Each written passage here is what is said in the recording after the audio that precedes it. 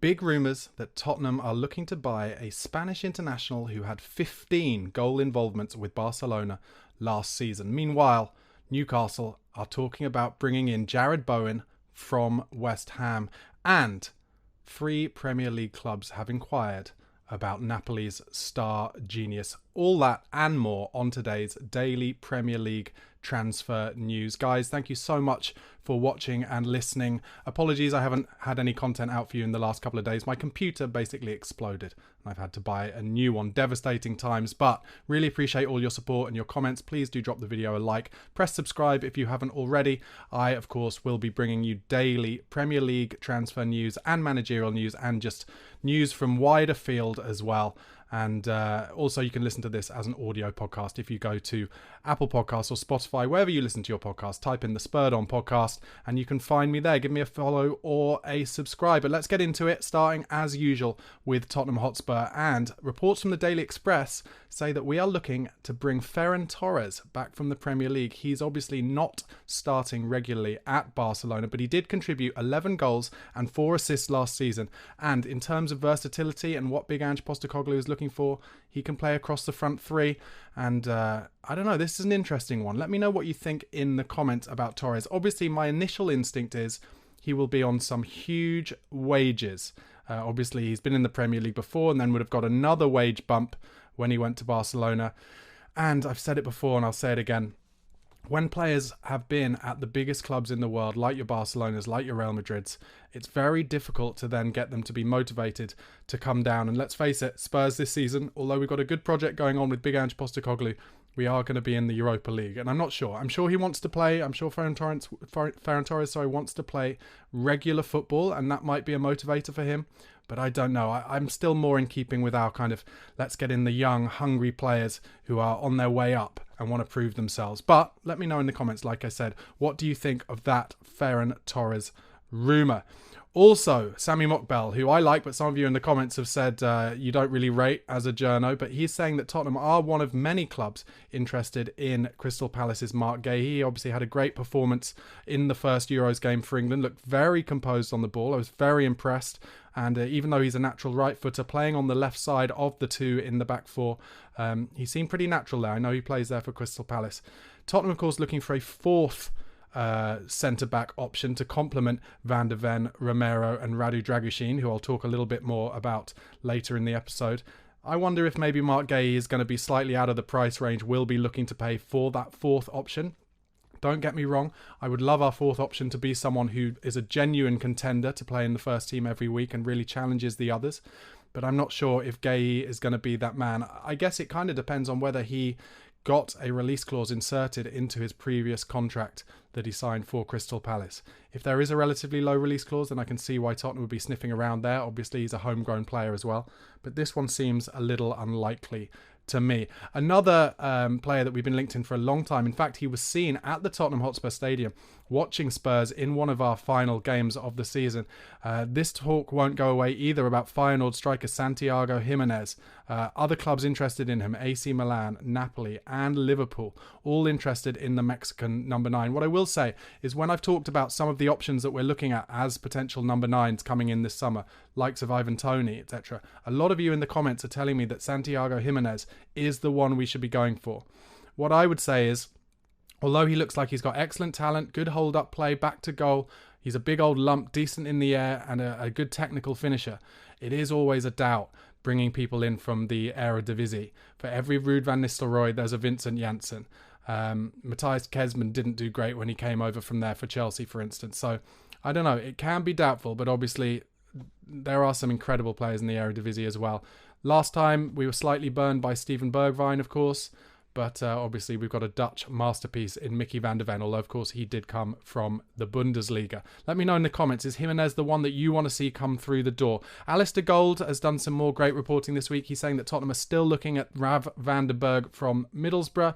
Meanwhile, Fabrizio Romano has talked openly over the last couple of days about the rumours of QT Romero going to Real Madrid. And this is what Romano has said. He said, QT Romero to Real Madrid. Guys, many clubs appreciate QT Romero. But Romero is Tottenham. Tottenham have no intention at all to let QT Romero leave. Romero is a player for Tottenham, a key player. If we want to talk about interest in Romero, we could spend 3 days talking about it. But I can guarantee to you that Romero is absolutely a crucial player for Tottenham, and Tottenham have no intention of entertaining any discussion. A lot of you commented when I talked earlier in the week about, I think it was the end of last week, about these rumours of Romero going to Real Madrid. Listen, I see it as a compliment. He is a world-class player. He has lifted the biggest trophy of all. He is at some point going to be wanting to challenge for the Champions League and the biggest trophies in the world. But he's only 25, 26. Last season was his best season for Spurs since he joined, and I think he really likes the manager. He likes the fact that he's a vice-captain, and I think after the Copa America this summer, he will go from strength to strength for Spurs, and I can see him staying for another year, maybe even 2. Real Madrid do like to kind of, poison the well a little bit, get their leaks in early, say a couple of years ahead of time who they want to buy. Think about it with Kylian Mbappe. That talk has been going for 4-5 years, and finally they've got their man. So I think Romero definitely interests Real Madrid. I'm sure he'd be interested in a move, but I don't think it necessarily has to happen yet. I think when he gets into his real prime, we're talking like 28, 29, that's when I could totally see him going to Real Madrid. And the other reason is I don't think Real Madrid can afford anywhere near the money it would take to get Romero out of Tottenham Hotspur, especially with Daniel Levy, the master negotiator. Romano also this week has been talking about having spoken to Pierre-Emile Hojbjerg's agent. And his agent is saying that he's already received many inquiries regarding Pierre's future, and that they will analyse all the possibilities after the European Championships and then decide what Pierre-Emile Hojbjerg's next step will be. That's him kind of clarifying Hojbjerg's future. That makes sense. I think we all agree Hojbjerg's not a natural fit for Tottenham Hotspur under Ange Postecoglou, and I think said it a few times, say it again, if we can get anywhere between 15 million and 20 million pounds for Hojbjerg, use that to then supplement signings that come in. Obviously, we've got Lucas Bergvall coming in already, looks like a great talent. I'll be talking a bit more about him later in the episode as well. And I think we'll be looking to bring in at least one other midfielder to replace Hojbjerg if indeed he does leave. There are some other quotes actually from that interview where Hojbjerg's agent says the following: "This year I started working with Pierre, and it was a great satisfaction for me to be able to convince a top player about the project I had for him. Pierre's already experienced a lot in his career. He's had great seasons at Tottenham with top coaches like Mourinho and then Conte. In the national team, he is a leader as well." He says, what's the plan for the future? Could he leave Tottenham in the summer transfer window? A player like him will surely be part of a club with great ambition or a great project, because he's not just a strong player, but with a character made to fight for important things every year. Pierre feels comfortable with the pressure to win, and I'm working in their sense. He was asked if there's a particular club he wants to join. He says he's telling me that every year he dreams of trophies at the end of the season and doesn't like to play for nothing. This is his mindset. This is his mission.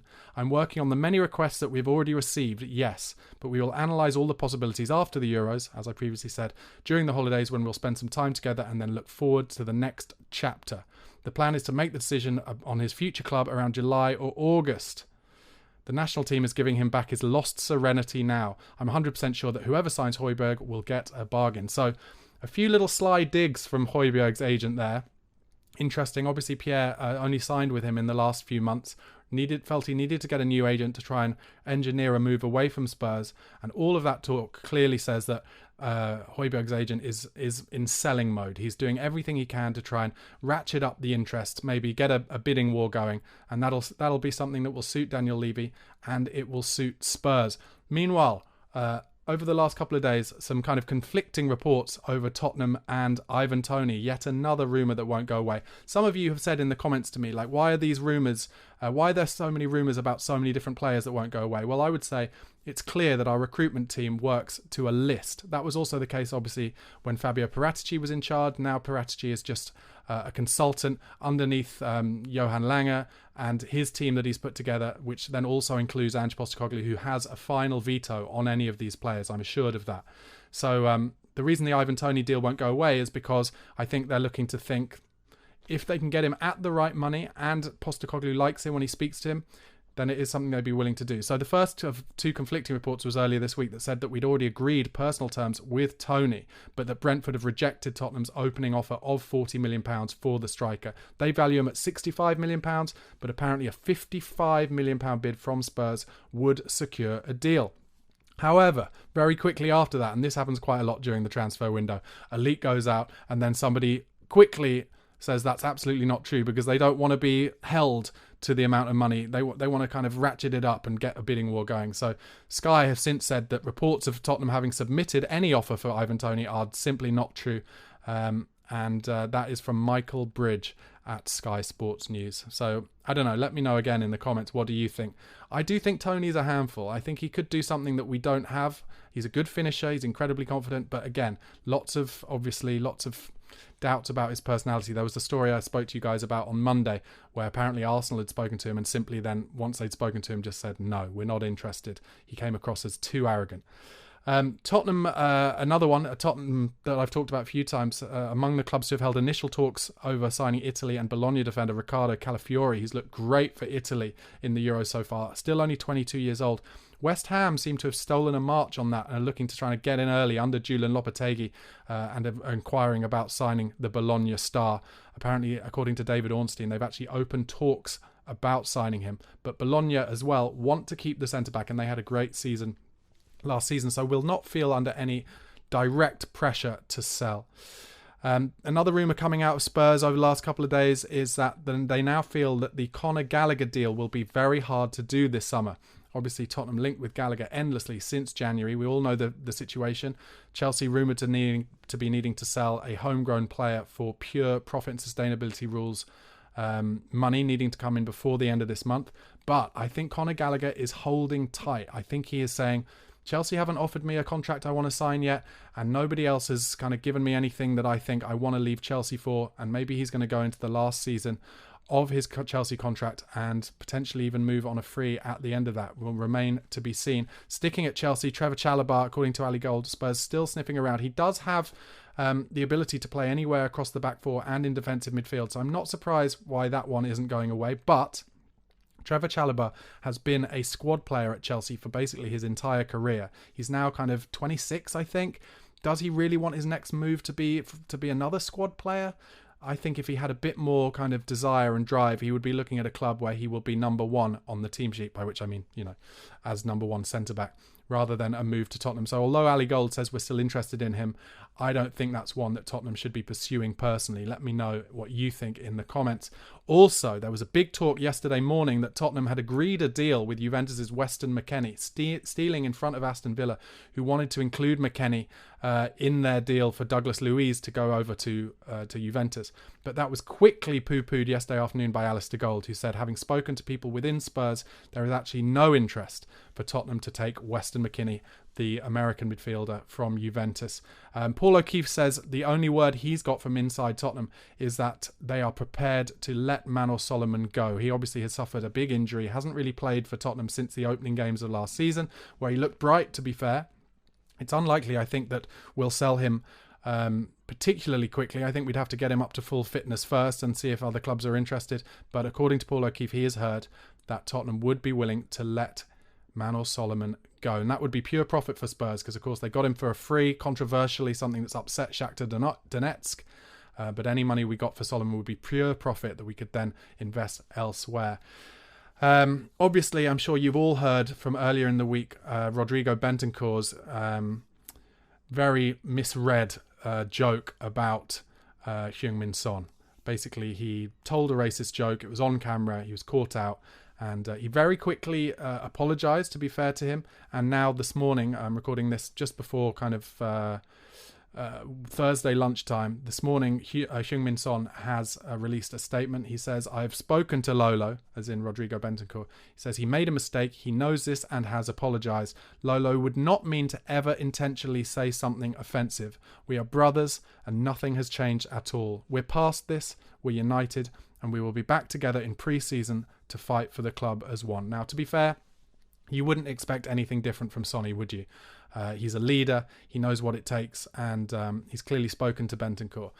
Listen, mistakes can happen, but that is not me defending Rodrigo Bentancur here. I think it's a very difficult situation, and it is good that he apologised straight away.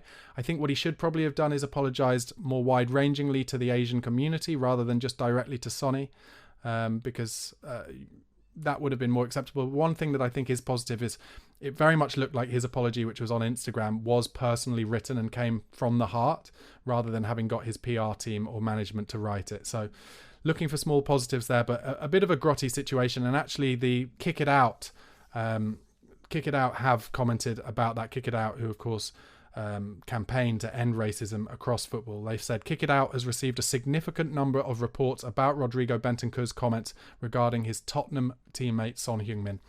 He said these reports have already been sent to the club and relevant authorities. We recognise Bentancur has acknowledged the offence caused. However, it highlights a wider issue that heavily affects East Asian and wider communities.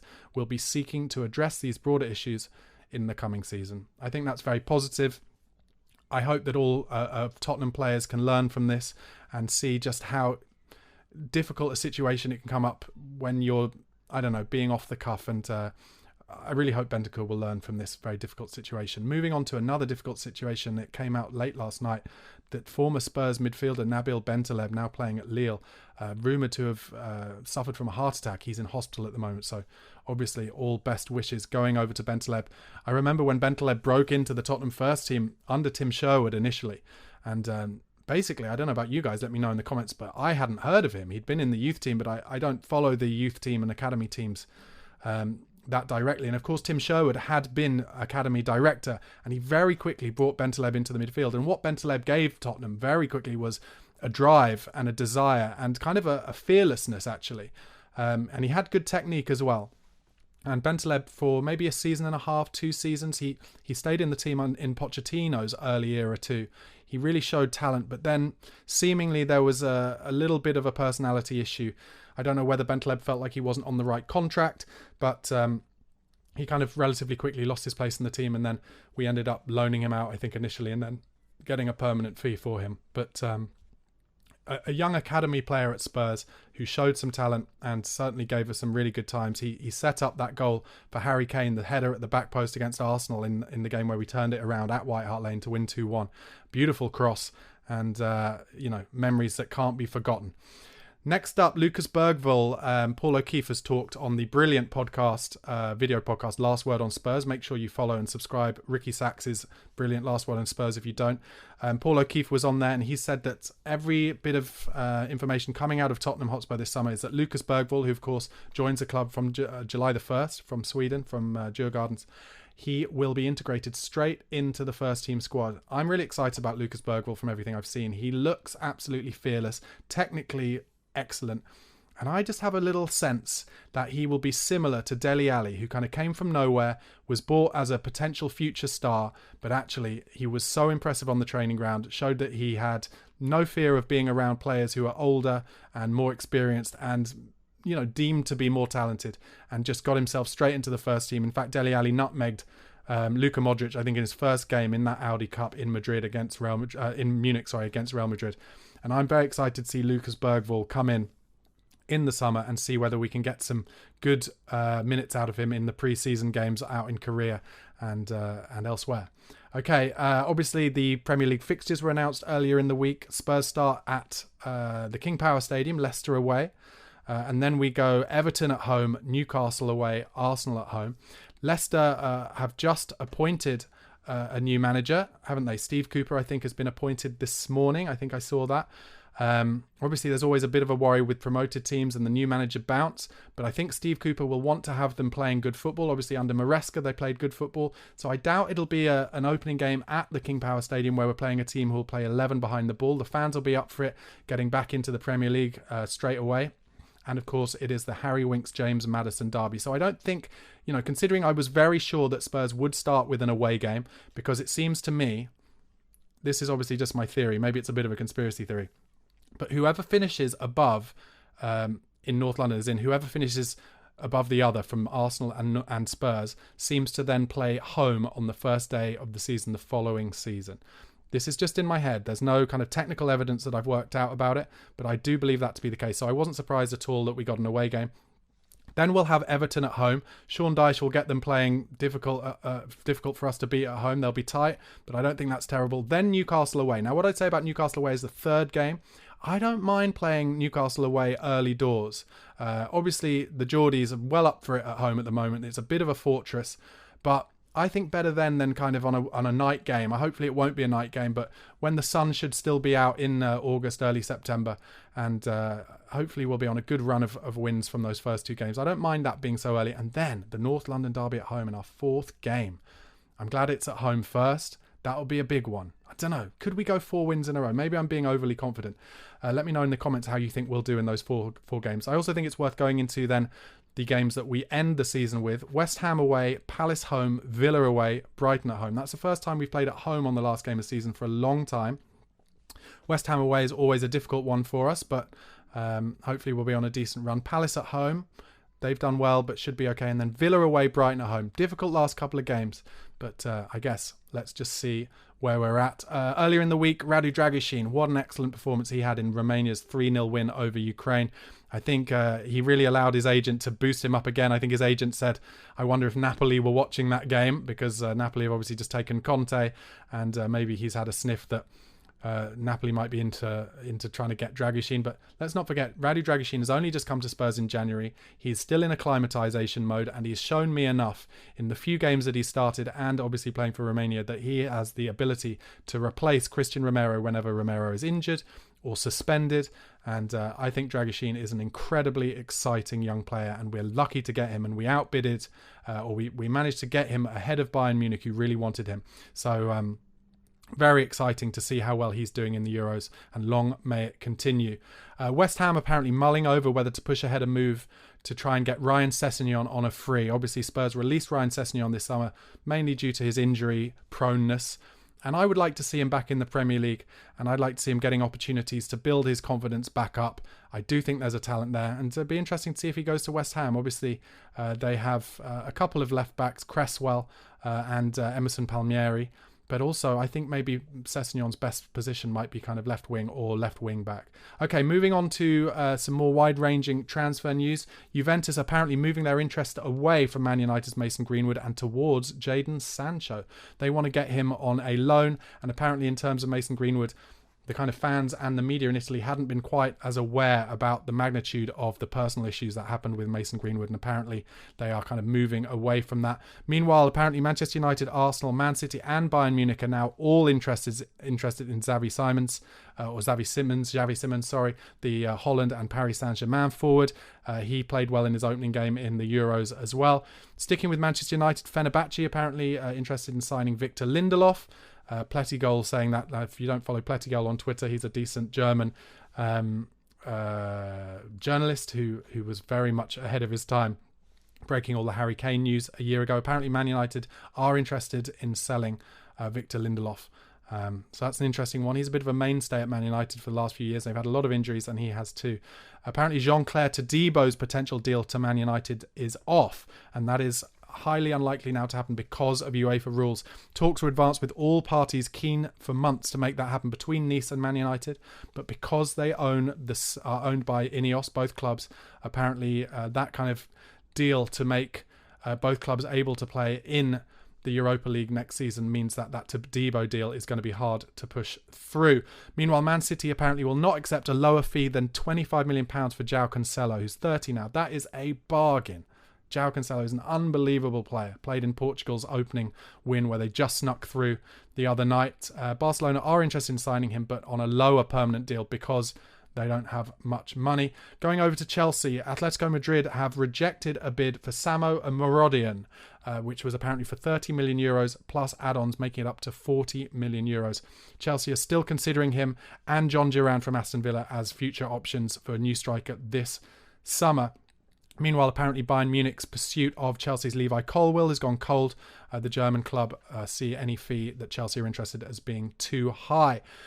The news and talk of Newcastle having to sell someone before the end of June because of profit and sustainability rules will not go away. And apparently Arsenal are looking to make a player plus cash offer for Newcastle's brilliant Brazilian central midfielder Bruno Guimarães.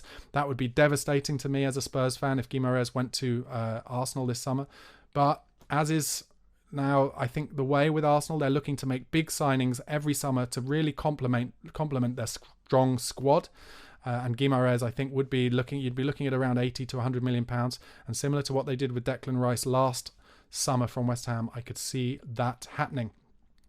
The agreement between Aston Villa and Chelsea for Chelsea's defender Ian Maatsen is on. 37.5 million fee has been agreed. That's according to Fabrizio Romano last night. And any deal for Duran to go to Chelsea from Villa will be completed in a separate deal. Fabrizio Romano saying that's very close to a here we go situation. Big move for Ian Maatsen, who of course was on loan at Dortmund from Chelsea. And this is another example of how clubs like Chelsea and Man City, who have invested so much in their academy over the last 10, 15 years, are streets ahead when it comes to being able to sell their academy players who have hardly ever played for them. £37.5 million for Ian Maatsen. I get it. He looked good at Dortmund, but that is so much money for a player who's barely ever played for his parent club. Sticking at Aston Villa, Samuel Illing Jr. is in talks with Aston Villa over a long-term contract. That is part of the deal taking Douglas Luiz from Juventus to from Villa to Juventus. Tottenham were interested in Illing Jr. back in January. He was on their list, but looks like very much like he's going to Aston Villa. Meanwhile, Wolves earlier in this week hijacked the deal to sign Pedro Lima from Brazilian club Sport Recife, despite a deal having previously been agreed between Recife and Chelsea. So Chelsea actually losing out on a young, talented player that they wanted to get in, and Wolves have really nipped in there. That deal is gone. So good to see that Chelsea aren't quite able to hoover up every single player that they want to get, and you can actually nip in ahead of them and take a player from them if you try. And Wolves obviously did well to do that. Congratulations. Everton have agreed a deal to sign Aston Villa midfielder Tim Irogbuena. I don't even know how to say that. Irogbuena. I've never heard of this player. But £10 million for an Aston Villa player who's barely even played. Unbelievable. Just shows the madness of the profit and sustainability rules. Meanwhile, as I mentioned at the top, according to David Ornstein, brilliant journalist, Newcastle really heavily looking at Jared Bowen. If they can get money in, then that will enable them later in the window to spend money again. And they're looking to take Jared Bowen from West Ham. That would be a huge deal. Obviously, he's an England international. I don't think West Ham would accept anything less than 65, 70 million pounds. I don't know. How much do you think it would take to get Jared Bowen out of West Ham? I do rate him. He was impressive when he came on in the first game. Got straight to the byline, was very direct, and is also a really excellent finisher too. Meanwhile, West Ham and Tottenham, in fact, showing interest in Wolves centre-half Max Kilman. Julian Lopetegui at West Ham really rates him. Not an easy deal to do as Wolves want to keep him, but both West Ham and Spurs are exploring that option. Do you like Max Kilman? Would he be potentially a good fourth choice centre-half for Spurs? Big man, kind of old school stopper, really good in the air, but can play on the floor as well. Sticking at West Ham, Lopetegui keen on reuniting with Sevilla striker Youssef El Nesri at the London Stadium. That's according to TalkSport. They've obviously already got in Luis Guilherme from Palmeiras this summer, but they're looking now at getting Youssef El Nesri in as well. Also, this is a big one. Obviously, there's big problems with Lucas Paquetá, West Ham's playmaker, because of his betting situation. And as a result, Al Nassr in Saudi Arabia are looking to make him their biggest ever transfer. I don't know what the deals are, whether if he got a UEFA ban or a FIFA ban. I'm sure that would still count in Saudi. But Rob Dawson says that Lucas Paquetá is interested in Saudi, and I'm sure West Ham would be interested potentially in taking a big money offer for Paquetá while he's under such kind of scandal really with these betting deals. Southampton obviously back in the Premier League now. They've inquired about West Ham's Danny Ings and would be willing to pay £6 million for him according to Mail Sport. 3 Premier League clubs have contacted Napoli about the situation of Gvicha Kvaratskhelia. What a player he is, the Georgian international. What a wing, a kind of old school Chris Waddle, drops a shoulder. He will be available for huge money this summer. Obviously, Antonio Conte has gone into Napoli and won't want to lose him. But everything I hear is that Napoli will have to sell one of either Kvaratskhelia or Victor Osimhen this summer. So keep an eye on that. Which Premier League clubs do you think will be interested in him? My guess is it's the kind of the biggest 3 realistically. Leicester, of course, have appointed Steve Cooper this morning, as I mentioned, and Federico Chiesa, according to Pletygol, could be available for as little as £30 million this summer due to a clause in his contract. Is he a player you would be interested in taking at whichever club you support? Spurs fans, would you take Federico Chiesa? What a beautiful player he is. And finally, Sergio Ramos has left Sevilla after one season. He is available as a free agent. Does he fancy a little cameo, a little encore of his career in the Premier League? What an absolute warhorse he has been. He's an arsehole on the pitch, but I wouldn't mind him being our arsehole. But I don't think he quite fits in with Spurs' project at the moment. I don't know.